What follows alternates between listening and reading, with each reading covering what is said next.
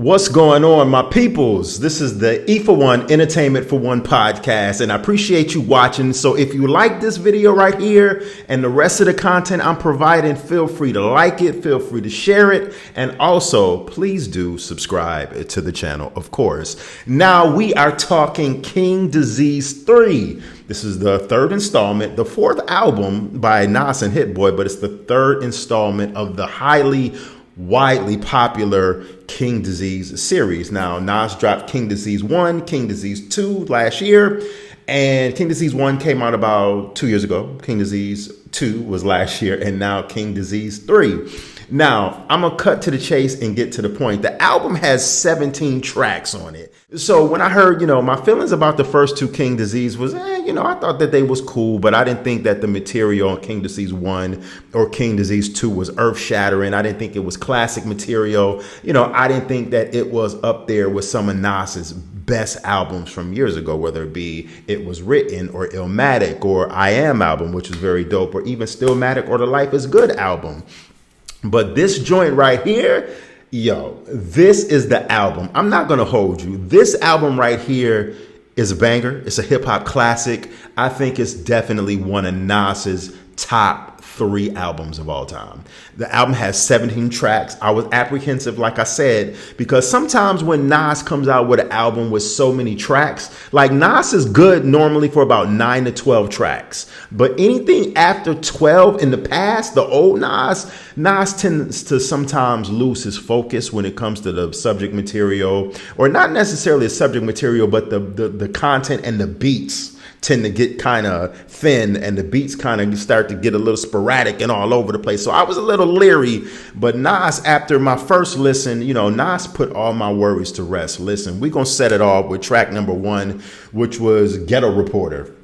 And on this song right here, Nas actually talks about how you should cherish this right here, this run that he's on, because even he states that, listen, I don't just release music that much. So just appreciate the fact that instead of critiquing and criticizing my beats and everything that I'm doing right now, whether you like how I'm rhyming in my almost about to be 50 years old, Nas is almost about to be 50, whether you like me or not, just cherish the fact that the king is here, the God is here, and I'm giving you albums back to back to back to back. He's on a historic run right now. Then we got track 2, which was legit. I like that song. All tracks, of course, are executively produced by Hit Boy, and Hit Boy does an outstanding job. This is some of Hit Boy's, this is Hit Boy's best production. This is some of the best production I've heard from Hit Boy on this album. Track 2 was legit. I love how Nas sampled the 5 Heartbeats sample. The Dells from the 5 Heartbeats movie, Is There a Heart in the House Tonight, when they were performing at the theater, and he sampled that and freaked it. Hit Boy sampled it and freaked it. I thought it was so dope how he sampled that Dell sample from the 5 Heartbeats. A Heart is a House of Love. Track 3 was Done. I love the track. He talks about sometimes how he was playing around when he said it, but he was like, I'll still text Hov, Jay-Z after listening to Takeover, you know what I'm saying, and be like, listen, it ain't over, my dude. So Nas still, but he clearly states after he says that line, laugh out loud, I'm just joking, but Nas states clearly that he still has some rhymes, some bars in the stash for Jay if Jay still wants it, but they're since cool now, they're friends. But I thought it was a very clever line to say that. Track number 4 was Michael and Quincy. Now on Michael and Quincy, Nas is floating over this flawless Hit Boy production. Nas on this song, he compares himself to Michael Jackson, and he compares Hit Boy to Quincy Jones, basically saying how they're the new Michael Jackson and Quincy Jones when they create magic in the studio. And it's true. Track 5, we have 30. And on 30, this is a track to where Nas gets real, how shall I say,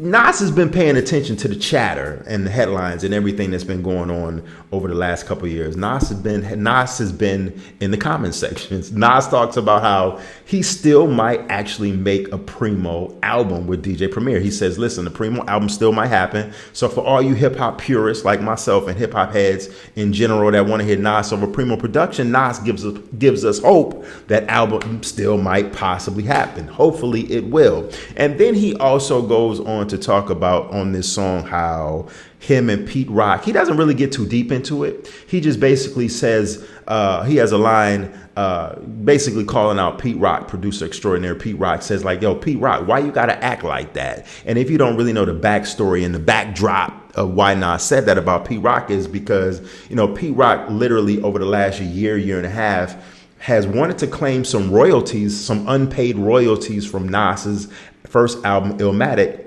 where PR said that, listen, I didn't get paid for, you know, producing the track The World Is Yours for you. So Pete Rock still has some animosity, you know, and some he's feeling a certain way. He's in his sentimental, he's in his feeling a certain way bag about Nas and the whole royalty situation and not quite getting paid for the services rendered. I don't know. I think Pete Rock is a little, you know, if you ask me, I think Pete Rock is a little, you know, he's a little emotional. Track 6 is Hood to Hood, self-explanatory track. Track 7 is Recession Proof. I like this joint right here. Recession Proof gives me that 1970s, 1975 feel, like I'm driving or I'm riding in a caddy. We in a Cadillac. The beat is like 1970s influenced. Basically, Nas talks about how he's reinventing himself, basically, you know, recession proof, that he's bulletproof from the recession and falling back into the pitfalls of what tends to get a lot of people or a lot of artists caught up. You know, he says,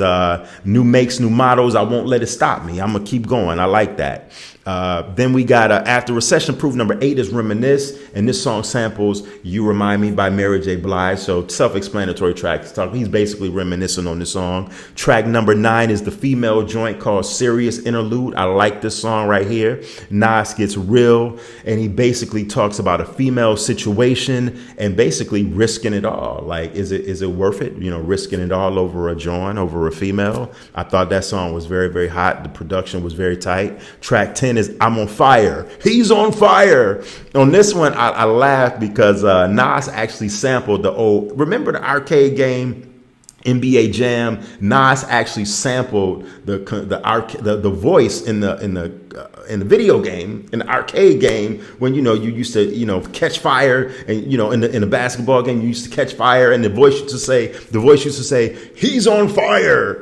The sample, you know, the beat, the instrumental, Hit Boy does this thing on the production. Nas talks about how he's the rap arsonist and he's on fire. So that's one of my favorite joints on the album. Then we have track number 11 on the album, WTF SMH. And Nas is, I love how Hit Boy chopped up the sample. Hit Boy production, the way he takes these soul samples and the way he just freaks them and flips them is just totally immaculate on the album. This is some of the best production that we're seeing right now in hip hop. You know, Hit Boy is giving that, just taking us into, he just giving us something that we could feel, and I love it. I'm gonna start calling Hit Boy the king of the beat switch ups, because on this track right here, the beat switches up in the middle, and I think it's so dope how Hit Boy continuously does that. You know, he'll have a hot beat, but then he'll freak it and flip it into a whole nother beat. Track 12 is Once a Man, Twice a Child, laid back joint. Number 13, track 13 is Get Light. This song right here sets the tone and sets the scenery for a block party. It sets the scenery for a summertime on a rooftop in Brooklyn, New York. You know what I mean? To where you could just see yourself just hearing this song, the DJ playing the song, you on a rooftop, it's summertime, it's like 85 degrees outside, the fellas is chilling, the shorties is out, you on a rooftop or at a block party, and it's just a summertime kind of party song. I like this joint a lot. The saxophone on this song, though, Hit Boy killed it. Listen, the saxophone on this song is undefeated. You know, Hit Boy definitely does this thing with taking that saxophone and putting it and incorporating it into the song. Then we have track 14, First Time. Track 15 is Beef. I like how Nas basically describes himself as conflict in this song. He sort of freaked it and flipped it, sort of like on what he did with I Gave You Power, where instead of he's talking about him being a gun, he's talking about him being conflict, him being beef. Track 16, Don't Shoot.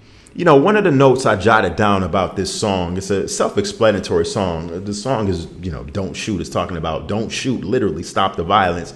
But Nas talks about, he basically talks about he knows that to the listener, meaning us, sometimes he can give us conflicting and confused messages, meaning that on one song he's saying they shoot him, but then on another song he's screaming about stop the violence. Nas basically understands the conflict that he goes on, and the conflict that goes on not only within himself when he's writing these rhymes, but how the listener can take it as, listen, bro, you talking out of both sides of your mouth. And track number 17 is To My Last Breath, which closed the album out in an upbeat manner, and I thought the song was nice. Listen, some of my favorite songs on the album are my absolute favorite songs on the album are On Fire, I'm on Fire, He's on Fire, 30, WTF, SMH, Green Light. And man, now listen, the whole album is a banger. Michael and Quincy, definitely a banger. Anyway, listen, my review, this album is 5 mics. This album is a hip hop classic. I think this is probably Nas's best album in years. Not that, I was indifferent on the other King Disease albums and the Magic album. I thought that they were cool. I thought they had definitely its moments and they were dope moments on there. But overall, like kind of like Hit Boy said, like basically y'all thought King Disease 1 and 2 was dope and it was flames and them joints was classics, but this one right here was basically King Disease 1, 2, and Magic were leading up to this collaboration of nothing but dope beats, rhymes. Nas is rhyming like it's 96, 97, and there's no features on this album. This might be the first Nas album besides, Illmatic had features on it. This might be the first Nas album I can't remember off the top, so don't, get at me in the comments.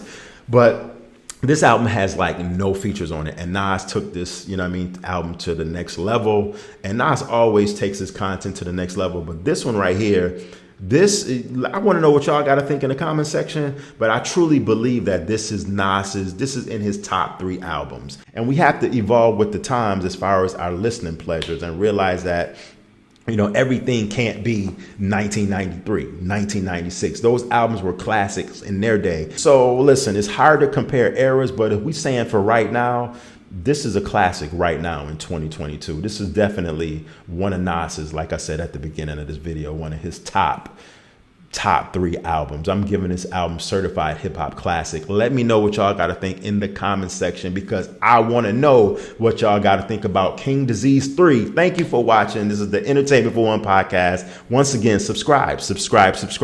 I will check y'all later. Peace.